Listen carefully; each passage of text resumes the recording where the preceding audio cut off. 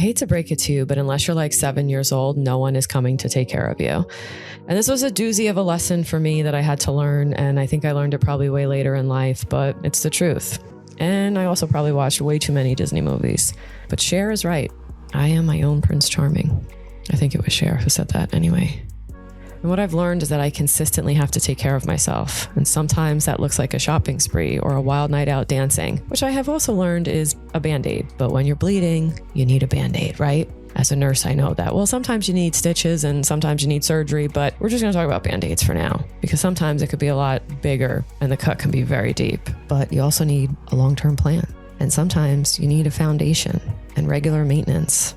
And these are some of the things I've learned over time, that mostly it's my responsibility to take care of myself. So I asked myself the other day, I wrote it out on the top of my journal. What does wellness mean to you? And it means not lowering my standards or dimming my light and trusting my gut. It means being around people who love me and letting myself be vulnerable, but also having people in my corner who I can be vulnerable with, or who I can call and say, hey, I need to vent right now. No judgment, please. And others who I know will give me great advice. And I kept writing, and it just poured out.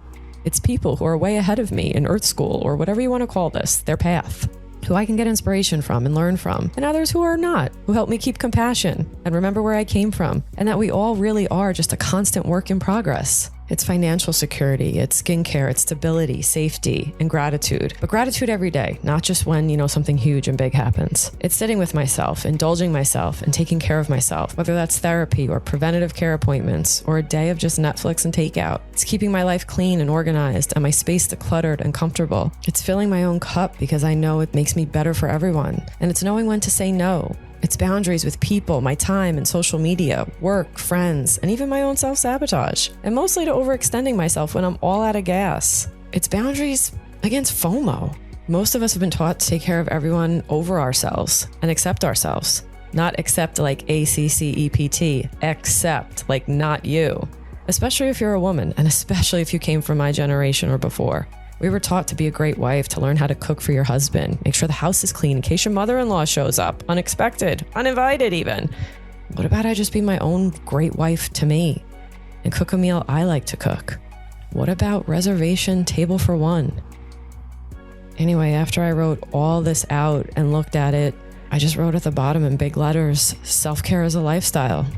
It's my lifestyle. And I circled it.